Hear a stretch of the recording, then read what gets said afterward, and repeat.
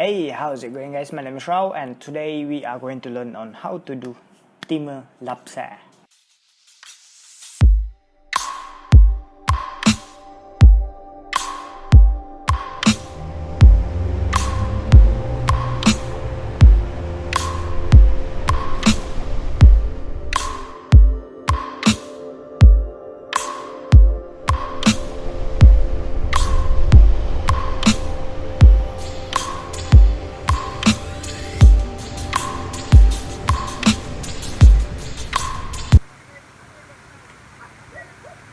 Alright, I'm near the highway. I came here by walking.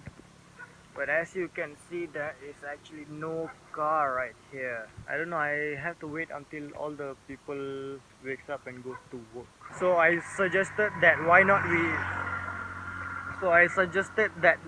we start with an empty road and then end up with a road full of cars.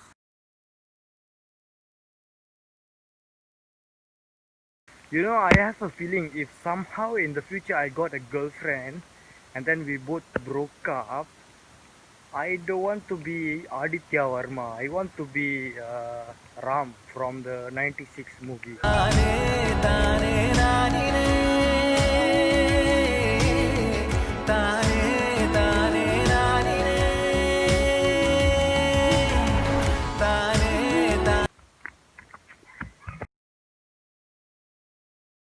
Time-lapse is often used in film to portray that a certain portion of time has passed. So basically when I talk about time-lapse, you probably are thinking of a long video and then I put it in the video editing software and then I fasten it. Well, actually that's one way, but it's ugly, it's trash. Okay, look at this video. If I paused on the video and then see at the car, you can clearly see that it is a car. Like some people have been parking the cars on the main road. We don't want that. Instead, we want to show that the cars are moving. Look at this.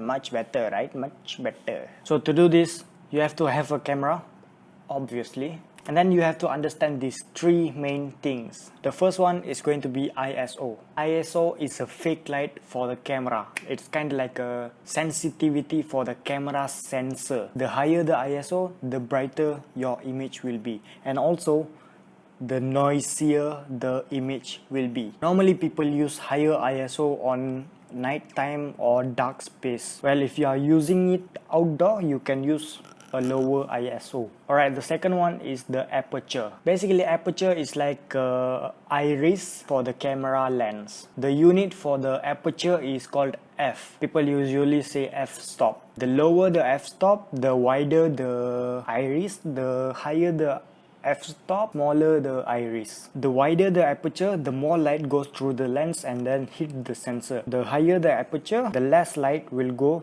through the lens and then hit the sensor. Right now my camera is on the lowest aperture, which is 3.5. Let me give you a demonstration on how this thing works. By the way, I'm using an iPhone. You can see my iPhone, the Apple logo. Right now you can barely see the Apple logo on my phone. The flash is on the maximum. Now you cannot see because more light is going through the lens. Well, if I decrease the aperture, you can see the Apple logo much better. The wider the aperture, the more the light will get refracted.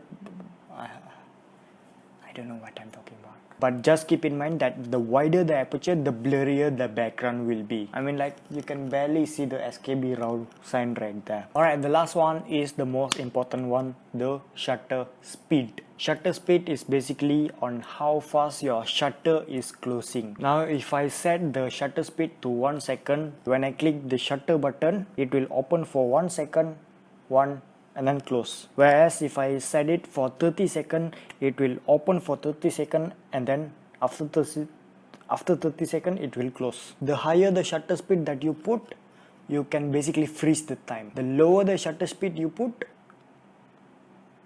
more motion will be captured. Keep in mind that the longer the shutter is open, the more light will hit the sensor, and then the more brighter the picture will become. It is really helpful when it is night, but when it's day, if your aperture is big and your shutter speed is long, you will get a picture like this.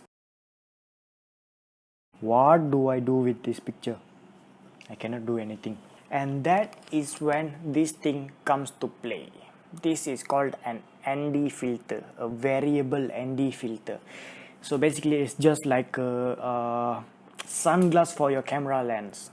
The more light will go through the lens. If it's like this, the less light will go through the lens. I got it for 20 ringgit from Lazada, shipped from China. Coronavirus! Alright, with all that information, now you can start taking pictures. Well, obviously when you are taking picture, you don't want to click it.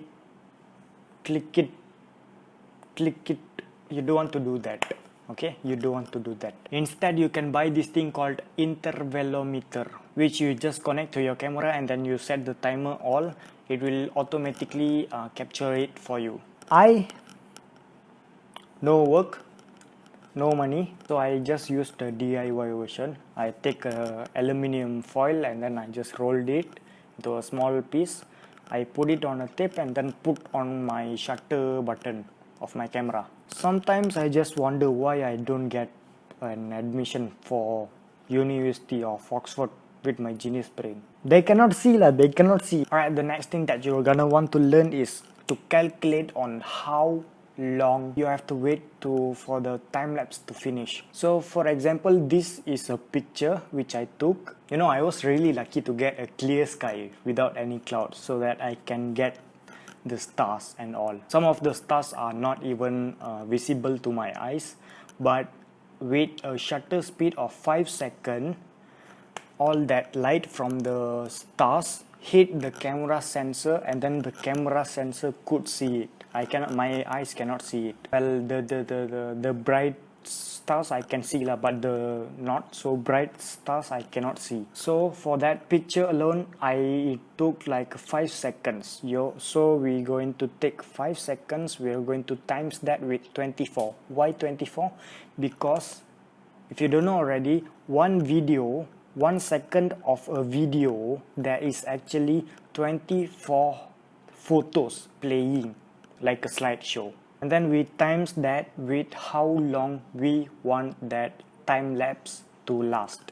For me, I want it for 10 seconds, which means I have to wait for 1200 seconds, which translates to 20 minutes. So I have to wait for 20 minutes to complete all these photos. And that is how you calculate the time. Alright, my camera is so smart, just like me. It puts the name of the image in a sequence order, like 100, 101, 110. So now to edit it, we are going to hit Ctrl A, select it all, drag that to our media tab in our video editing software. I'm using DaVinci Resolve 16. It actually knows that the sequence photos are actually time-lapse.